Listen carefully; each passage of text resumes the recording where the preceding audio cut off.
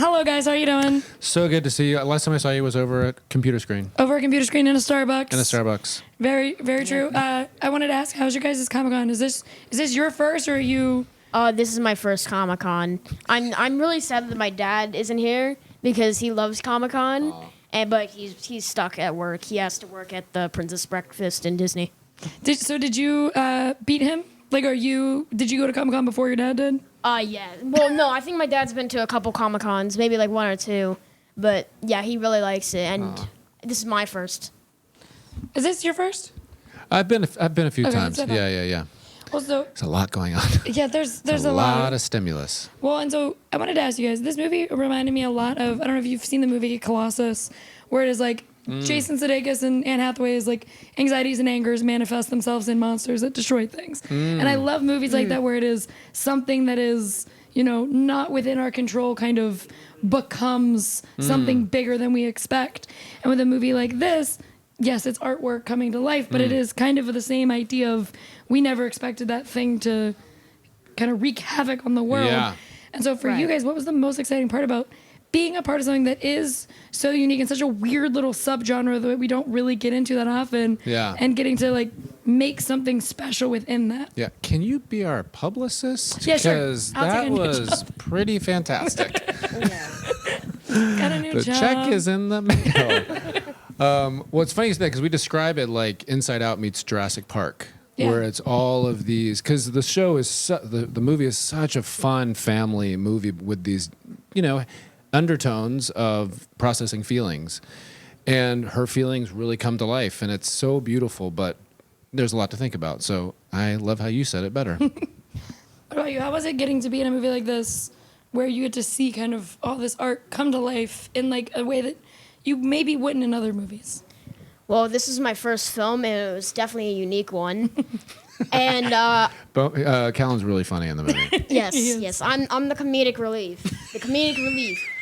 Bowman reminds me of in the Goonies that one kid that they say do the truffle shuffle. Yeah, truffle shuffle. I like that I knew what you were doing. Yeah. He's not Chunk, because Chunk is his friend.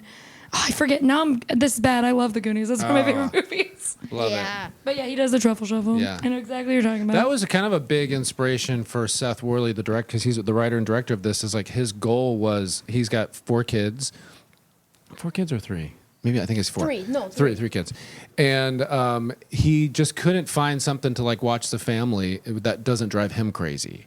And Goonies, stuff like that, the Amblin-esque movies, was a real model for him.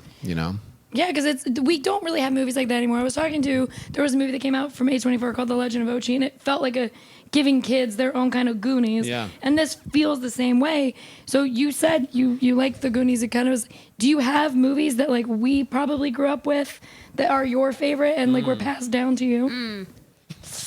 Not really. I don't really watch a lot of like 90s and 80s films a lot. But The like classics. not objectively like the films that I think that would like seep into sketch really. You're not watching Citizen Kane just on Come the on, regular? that was last night. You watched that. What are some of your favorite? If you had 2 go-to movies aside Oh yeah, from like sketch? if you had to pick your Letterboxd top movies. Oh, like my favorite movies? Yeah.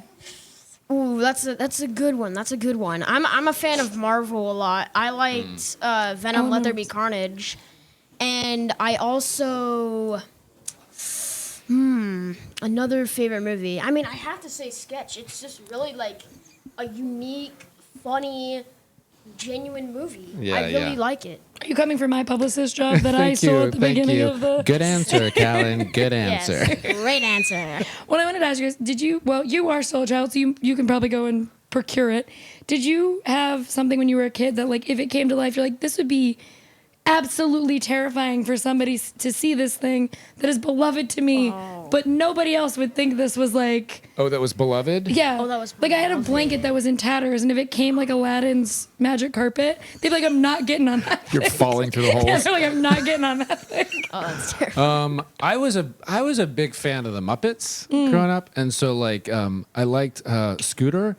Because, and I would, this is sad. You ready to get sad?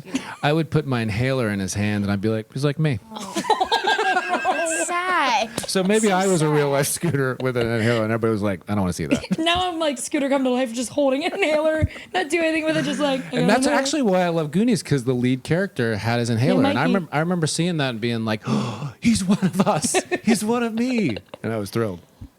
I think one thing that would like terrify me if it came to life is like I have like a small little stuffed animal collection, and if like I saw like one move at night, I would be terrified.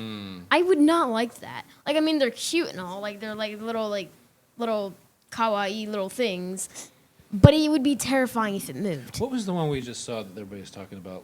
Lubies? Labubus. They're demon monster things. Those things Yeah. are My weird. roommate hates them. She was like, "Get the demons out of my home!" Like, because I went and got one from like I won it. Yeah. And she was mad about it. Yeah, this is how old I am. They said it, and I was like, "Oh, are you talking about Lululemons or like?"